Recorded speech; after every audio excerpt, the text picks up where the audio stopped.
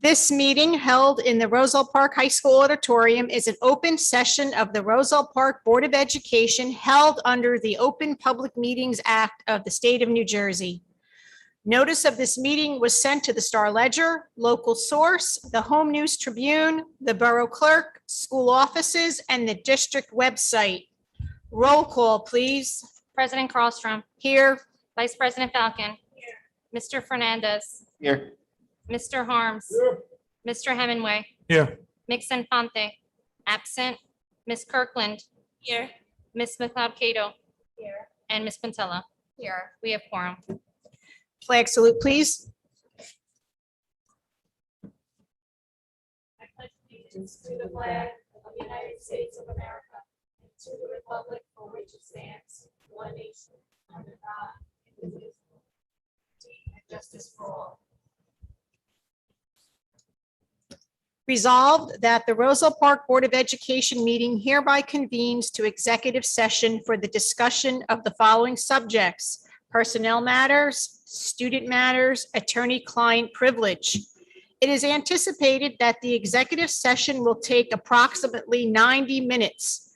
The board may take action during the public session. The board shall return to public session following executive session at approximately 7 p.m. The minutes of the executive session shall be released to the public when the reason for the executive session no longer exists. May I have a motion to go into the executive session? A second? All in favor?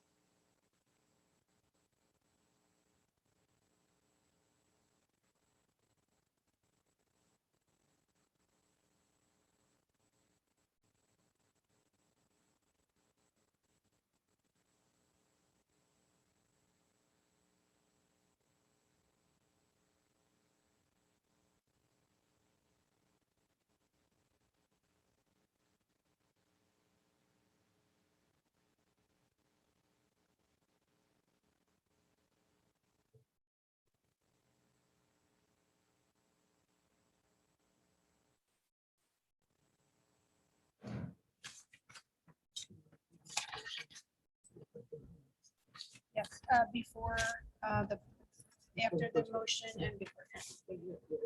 Yes. May I have a motion to return to public session? May I have a second?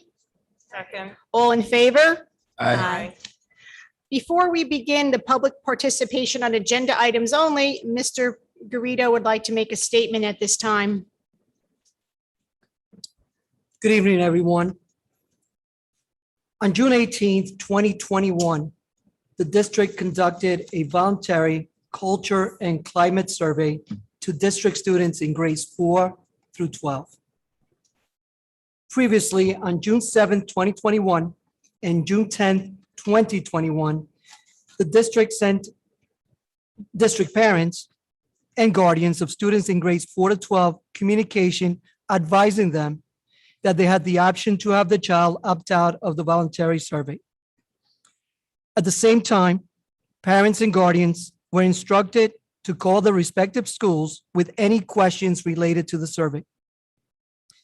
In response to the district's communications, some parents and guardians opted out of the survey and advised the district that their child would not participate in the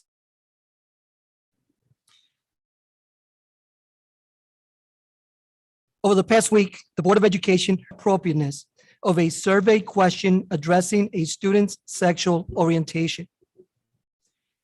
The Board of Education takes the concerns of parents and guardians seriously. The board and the district always welcome parent and guardian feedback and are always reviewing district practices and the age appropriateness of future student survey questions. As always, the district surveys will continue to seek parent and guardian input, and parents and guardians will always have the option to choose to have their child opt out of any district survey.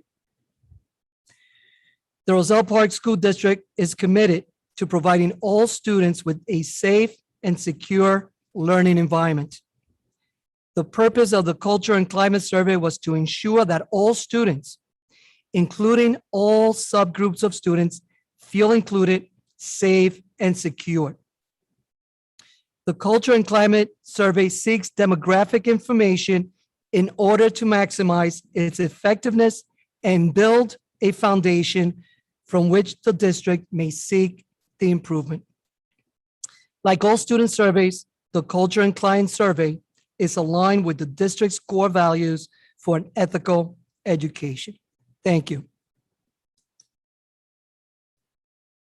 Thank you, Mr. Garrido. At this time, it is public participation time, agenda items only. Each member of the public may speak a maximum of 3 minutes. Please state your name and address for the record. If you wish to speak on agenda items only, you may step up to the podium.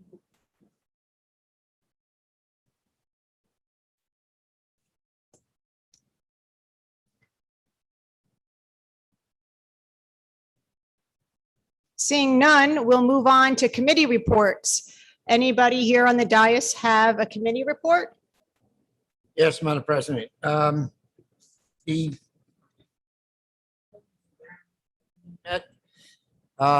we were discussing about the Grove.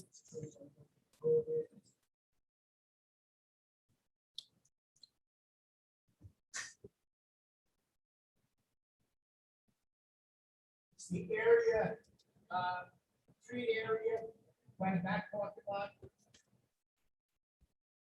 Oh, you hold it up there? Okay. It's the treat area in the back of the school.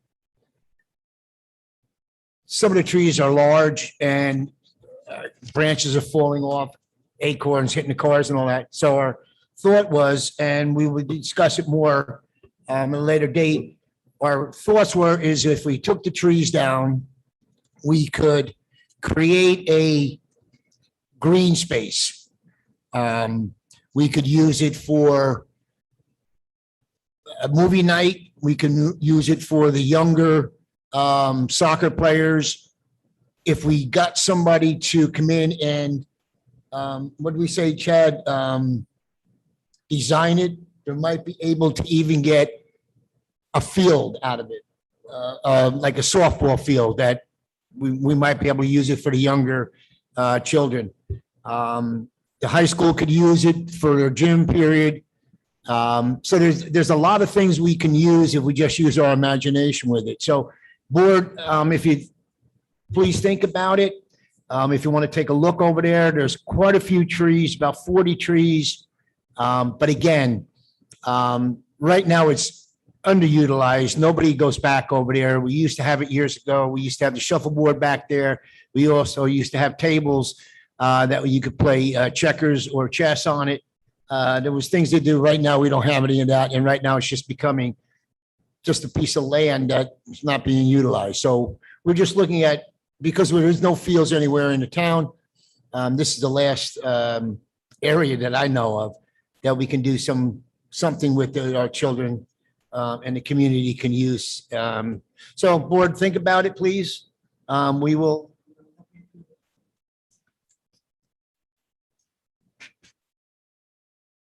We're going to look into what the cost is to take the trees down and see if we do it on there. Thank you. Thank you, Mr. Harms.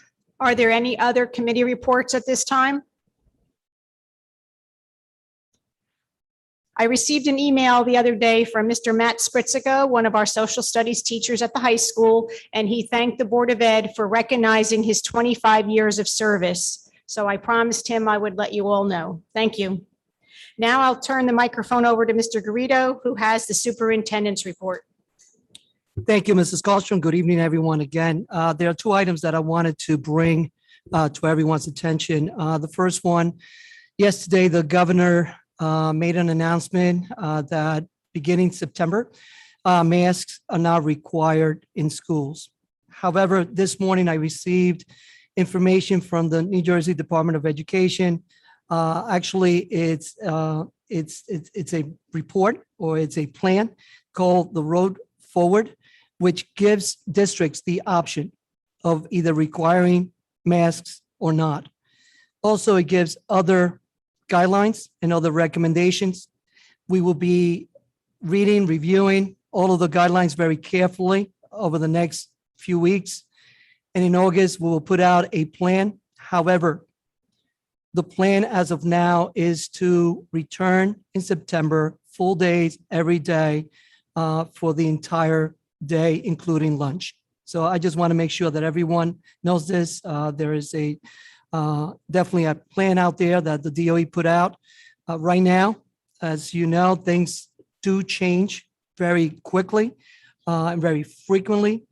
So I will wait to August before we put out a definite plan. The second item that I have, actually, it's very good news for the district. Back in the spring, the district went through a review called the New Jersey QSAC. It's the New Jersey Quality Single Accountability Continuum. On June 10th, we received a letter from the New Jersey Department of Education that says that the district met all of the 5 areas that QSAC reviewed, and therefore was designated a high-performing district.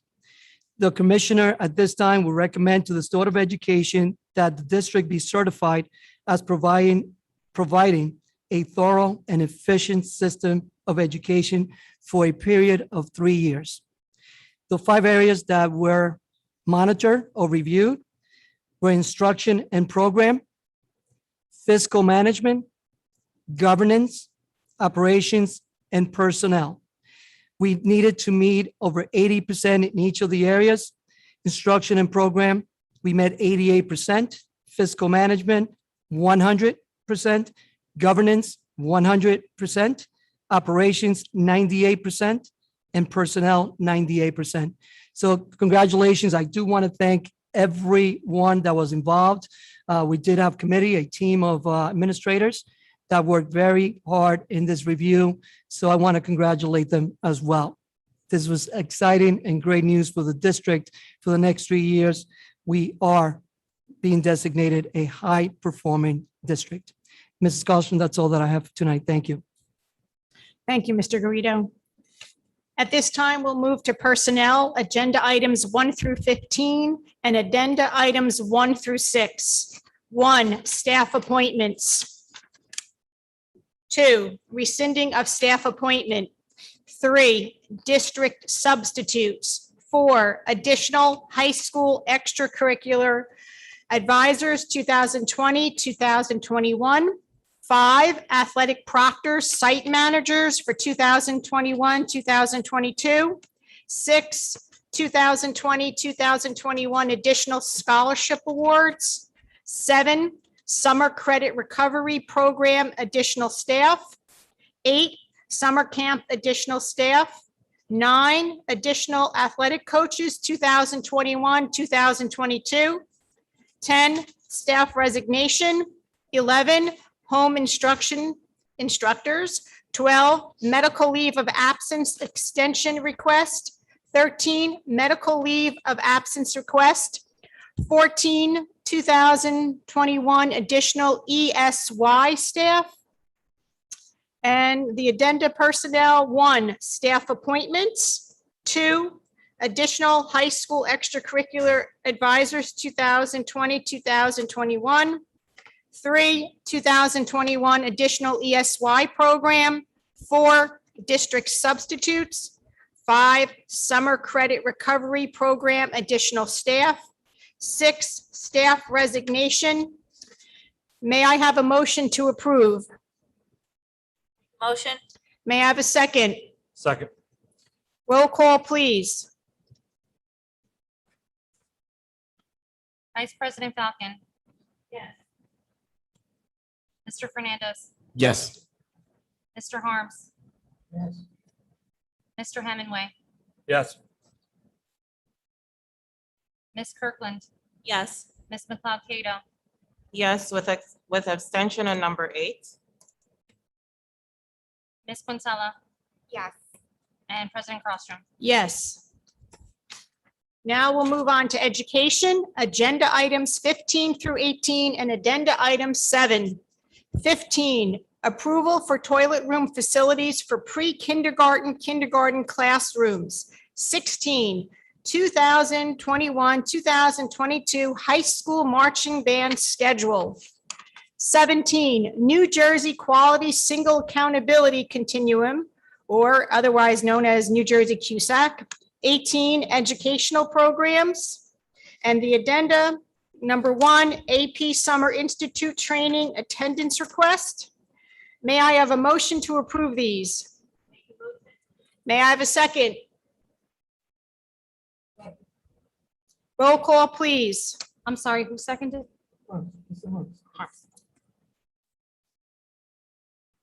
Vice President Falcon, Yes. Mr. Fernandez, Yes. Mr. Harms, Yes. Mr. Hemingway, Yes. Ms. Kirkland, Yes. Ms. McLeod Cato, Yes. Ms. Quintella, Yes. and President Crosstrom. Yes.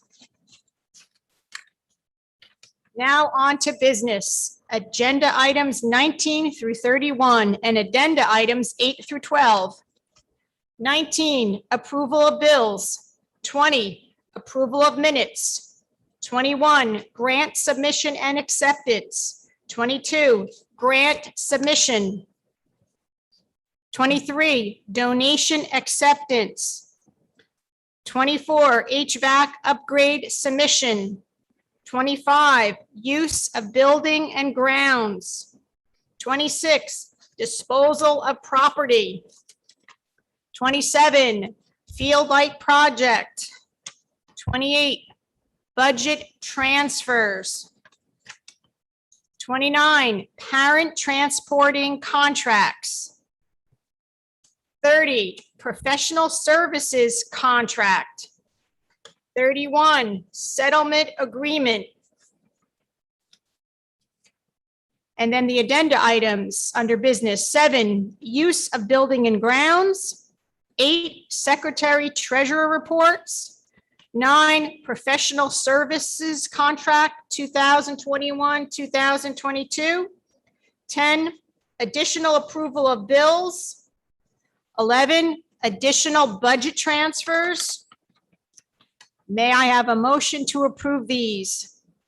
Motion. May I have a second? Second.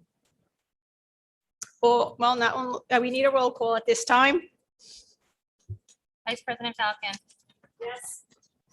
Mr. Fernandez, Yes. Mr. Harms, Yes. Mr. Hemingway, Yes. Ms. Kirkland, Yes. Ms. Falcado, Yes. Ms. Quintella, Yes. and President Crossstrom. Yes.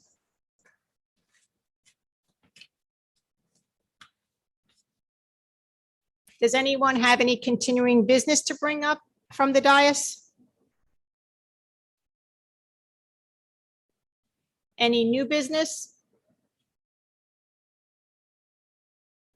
Seeing or hearing none, we're going to move on to the public participation portion. Each member of the public may speak a maximum of 3 minutes. Please state your name and address for the record as you step up to the podium.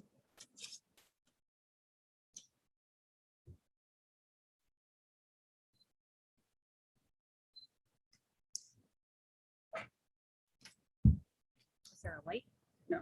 Oh, yeah. Okay. Hi, Katie McDermott, 730 Galloping Hill Road. I wanted to take a moment to give some kudos to Mrs. Mormello and the entire ESY teachers and staff for a wonderful start on Monday. I know staffing this year was a bit of an issue and a challenge, and I appreciate the work and the effort that went into making sure the program took place in person and that our children were greeted with familiar, friendly faces. I also wanted to follow up regarding Francesca Hunt's comment at the last meeting regarding public participation. While we have a number of people here tonight, we know that this is an anomaly. Board member Fernandez said recently in a Facebook exchange that there's hardly any parental participation and that he advocates for parents to get more involved. One way the board and the district can do that is by reversing your decision to not allow participation via Zoom and/or email. We've learned so many things from this pandemic, and we've built the infrastructures to allow a tremendous amount of flexibility. For example, we were able to remote learn on primary day instead of closing the schools. If we truly want to be an inclusive district, we need to make and give parents the ability to have their voices heard. And one way we can do that, you can do that, is by allowing comments via Zoom and/or email. As Ms. Hunt said last time, allowing parents to call in means that those who are commuting home or working late can participate. Parents can join from athletic fields. Those without childcare can participate. We saw that the number of parents participating increased when meetings were held via Zoom. We know it works, so why not keep it going? I would suggest if you do return to the hybrid model or return to a hybrid model, which many districts have embraced and are continuing to do so, that you limit email comments so that they are more in line with the 3-minute limitation for comments given live. So that's it. I have one last thing I would like to say. My youngest son is in ESY, and he has recently become a fan of Hawaiian shirts. Mr. Salvo really took a liking to William's Hawaiian shirts, and he said that he was going to ask permission to wear a Hawaiian shirt tomorrow. So I would like to formally request that Mr. Salvo be given permission to wear a Hawaiian shirt tomorrow for ESY. Thank you.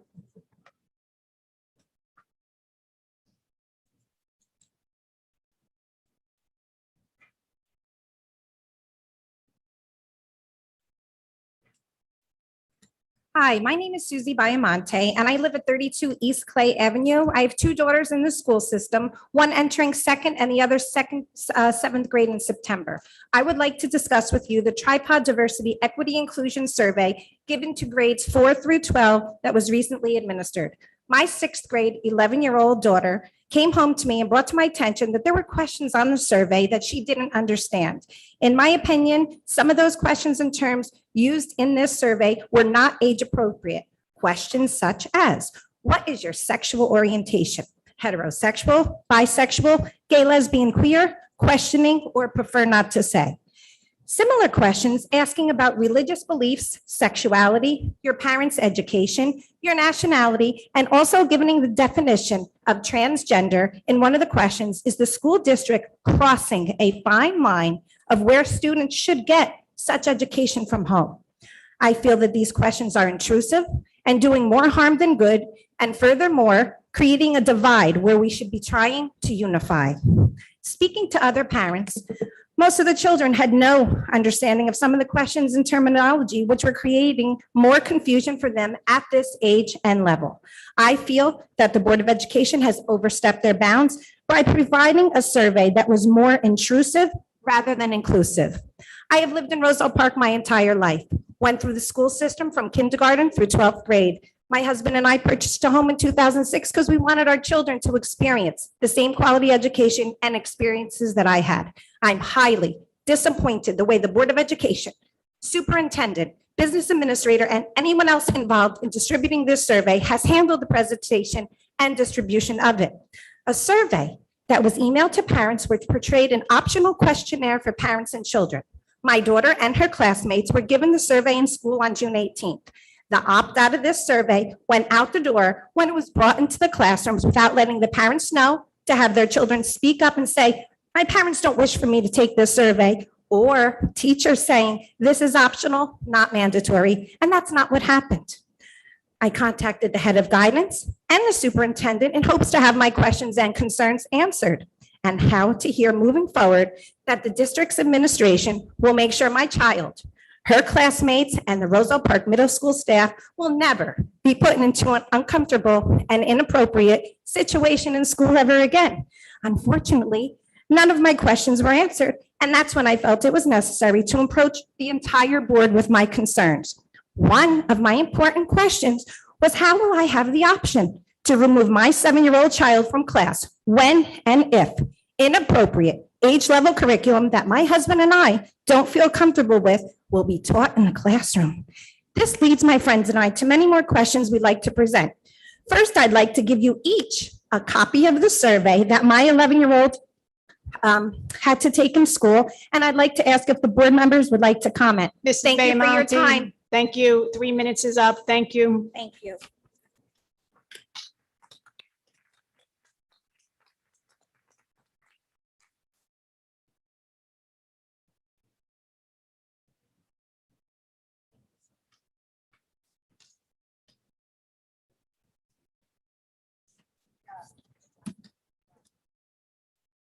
Would any other member of the public like to approach the podium? If so, please state your name and address.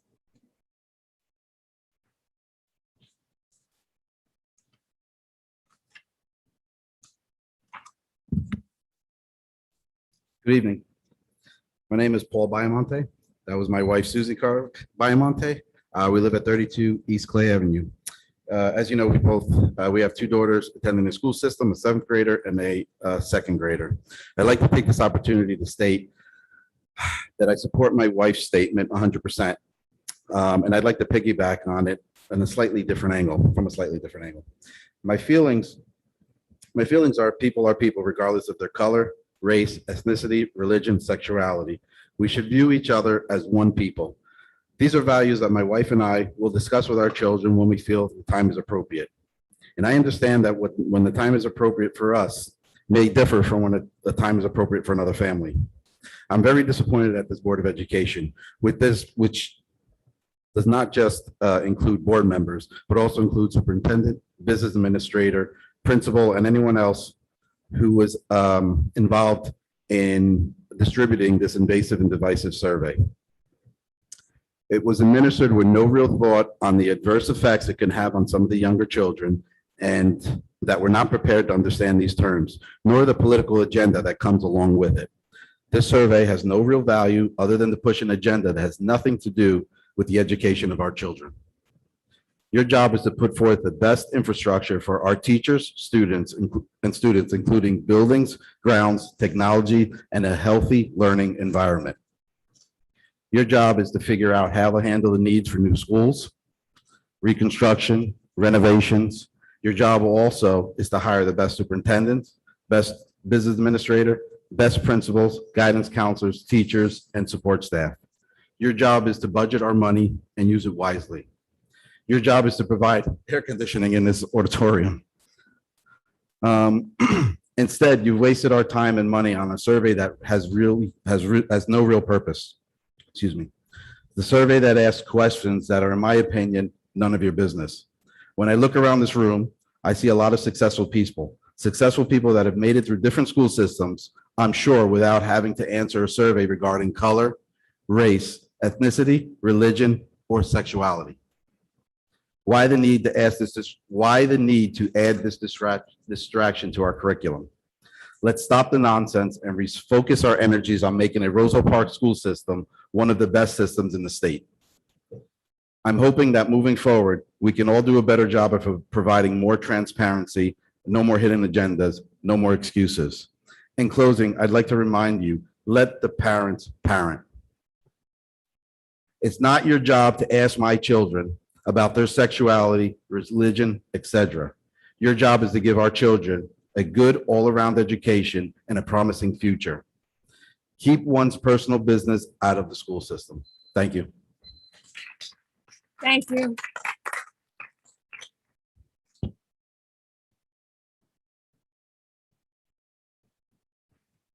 Good evening. My name is Diana Vivi. I live at 114 West Grant Avenue.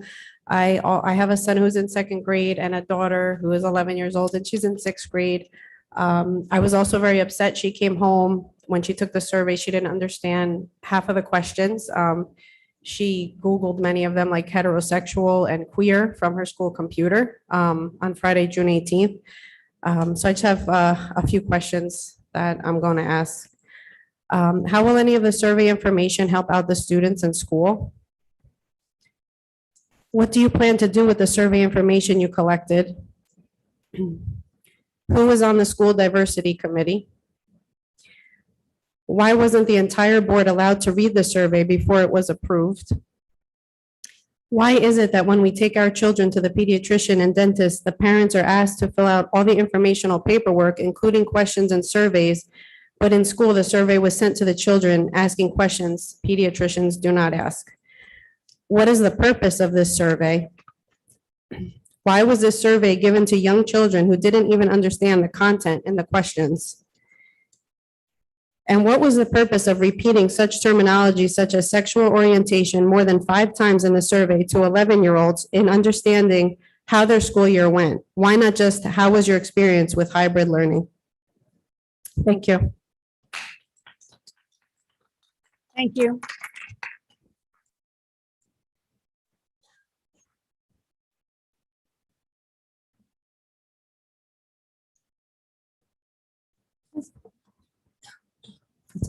Good evening. My name is Cynthia Diaz, 418 Filbert Street.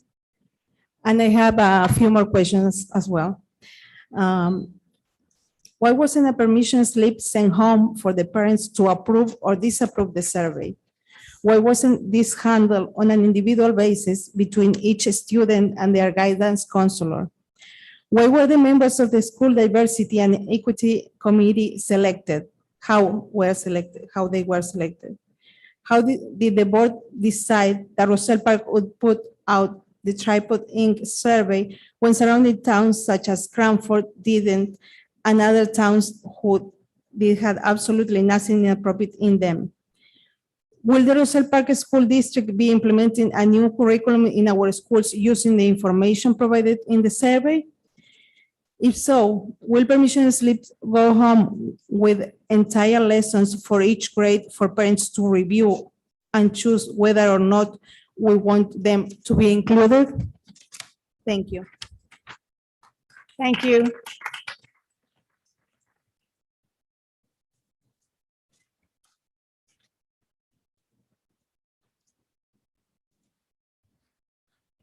Janine Goodis, 152 Berwyn Street. My final child graduated this week. I thought I was done. The baton was passed. Then I heard about this survey. My first thought was different players, same game. Roselle Park School District has always acted as if they knew better how to handle our children than us parents. I've been coming to board meetings for 18 years and have had many fights against the board plans multiple times. Some highlights were when the principals called in the PTA presidents to announce that the board has decided they were doing away with field trips. No backstory. The next big one was the uniform fight. They created a panel for that one with one parent. After many contentious meetings, that was dropped as well. The last one comes to mind was when we were redistricting and a new curriculum was snuck in without discussion. Former board member, current councilman, Mr. Signorello walked into that meeting waving the paperwork, the referendum, wanting to know, why did you spend all this time and money adding additions to our buildings if you were going to redistrict? There's been other examples since, but those are the ones that we were lucky enough to stop because we had the information prior.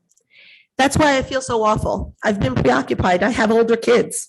I didn't see this one coming.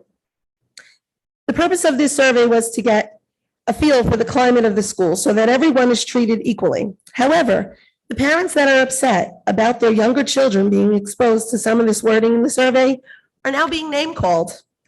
They're told, you don't realize all the stuff your kids know. You're just babying your kids. Isn't that treating them unfairly, the exact opposite of what the purpose of this survey was trying to prevent? We use all the proper buzzwords at these meetings: stakeholders, homeschool connection, equity, but yet we never follow through. I would like to know whose idea this survey was. I have my suspicions. The two newest board members ran on this very topic. Sorry. And why, when it was brought forward, did you choose not to form a parental committee to find out what people would be comfortable asking the children in different age groups?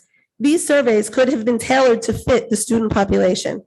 Also, some of the students have said the staff told them they must take the survey. It was a grade. Who's responsible for that disinformation? And what will be their repercussions?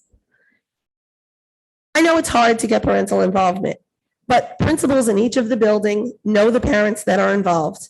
You've got great PTA presidents now in all the buildings. They could have given you feedback. I was not personally offended by the questions. My child is 17. She can answer on her own. However, this was done incorrectly. And I am hoping that although we can't stop it now, we can correct it moving forward. I'm hoping you'll please change the game. Thank you.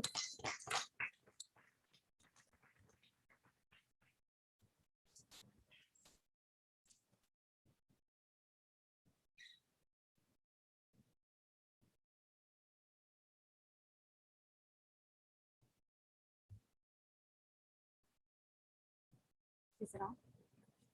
Jen Jaskula, 145 West Grant Avenue.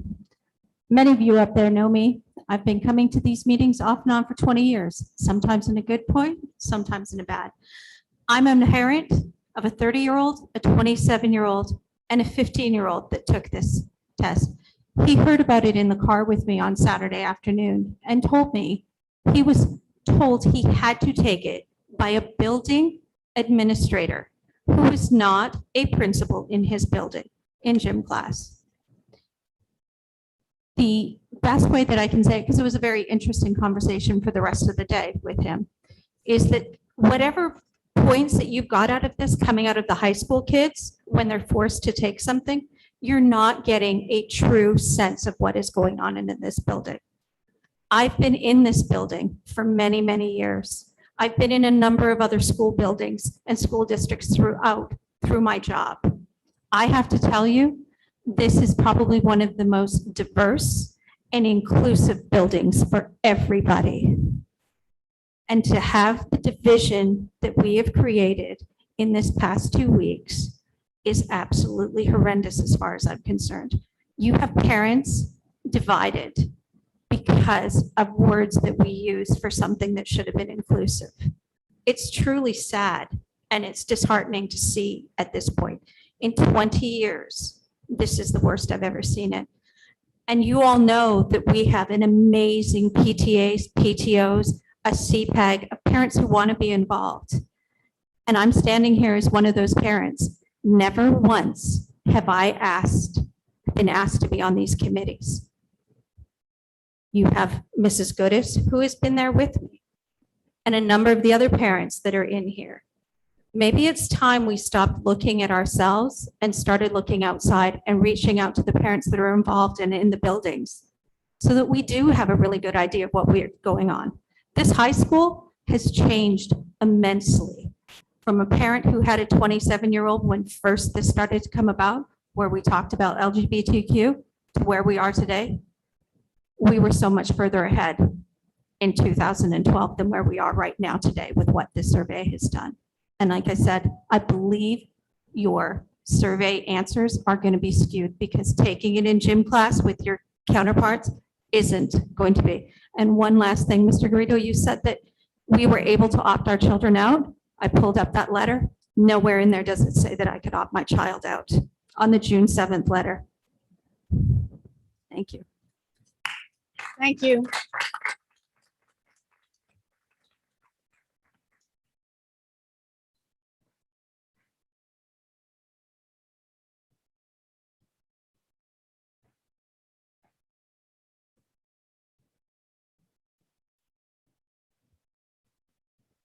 Good evening, Cindy Mago, 433 Walnut Street.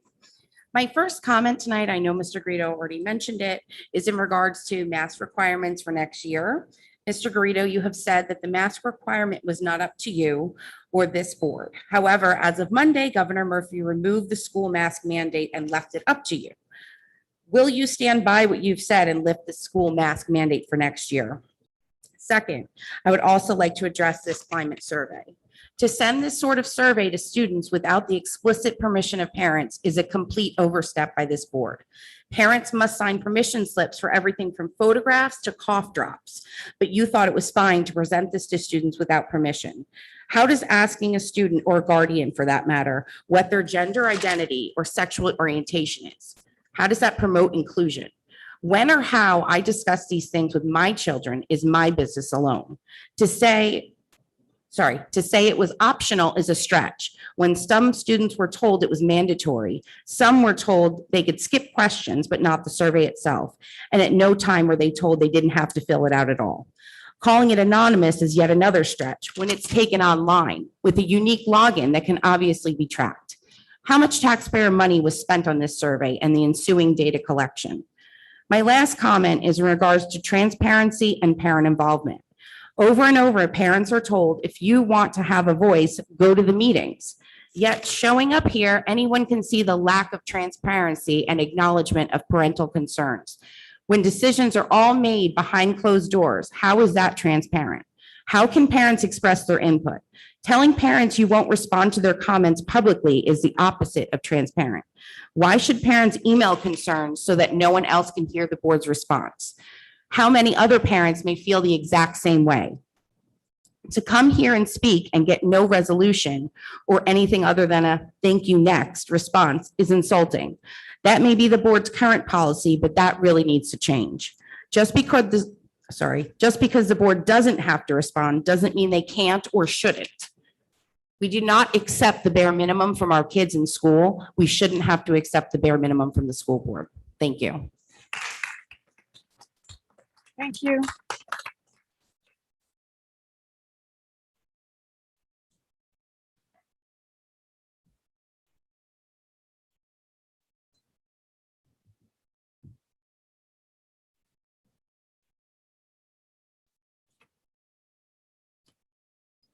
Hi, my name is Cheryl McDermott. I live at 153 Butler Avenue. I put 4 kids through the school system and I was really happy with it until this came out. My question to you is, who authorized this and what are the end results going to be? What is it going to matter? How is it going to be used? Are you going to hold this against kids or not hold it against kids? Going to hold it against parents who are sitting here because they're really angry with it? I'm angry with it. I got 2 grandchildren. I don't want them going to a school system that's sending out letters like this. If you were going to send an email out, this survey should have been on the email for the parents to read prior. They should have known what was going on.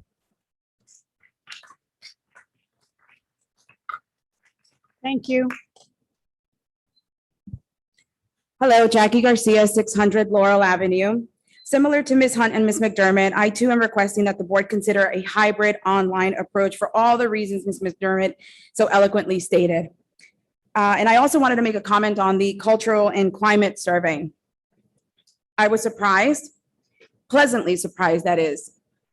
Regardless of the logistics on how the survey was conducted, conversations about disability, race, ethnic, and sexualities are hard.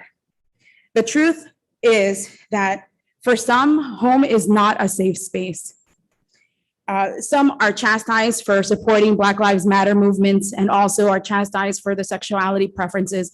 And I applaud the board for actually taking this step and surveying the parents and also the children. And while the logistics of how the survey was conducted, could maybe be improved upon, I saw this as a way of the district's attempt to be more inclusive.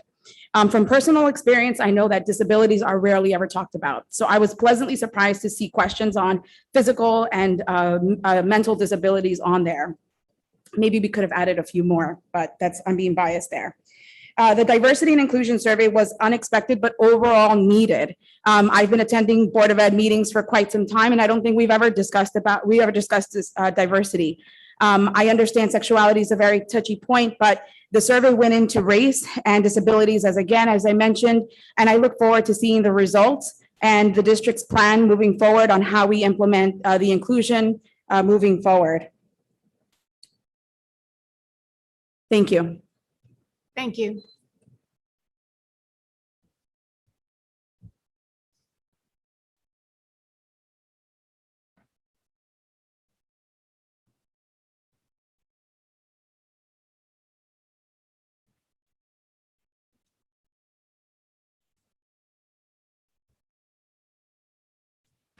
If a member of the public would like to come to the podium, this is your chance to do it.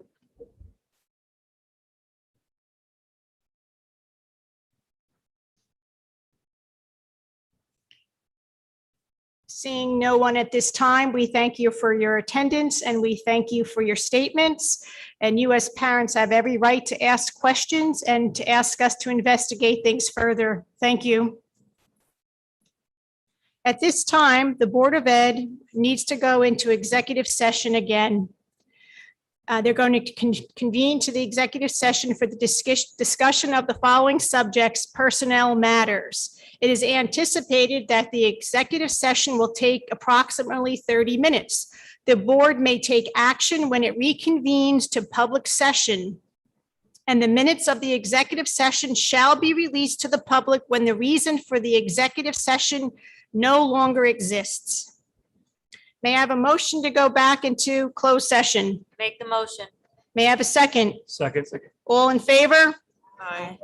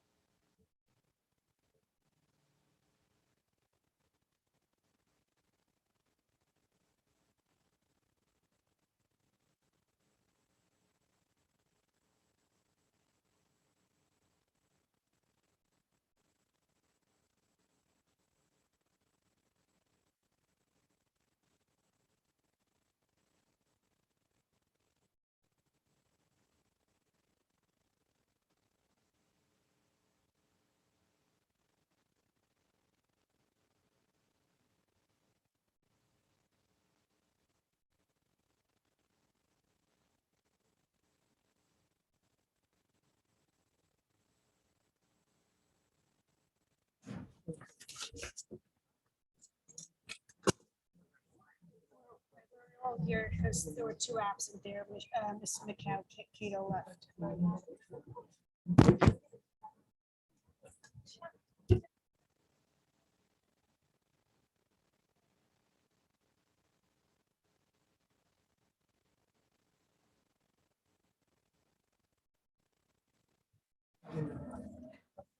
I'd like a motion to return to public session. May The motion?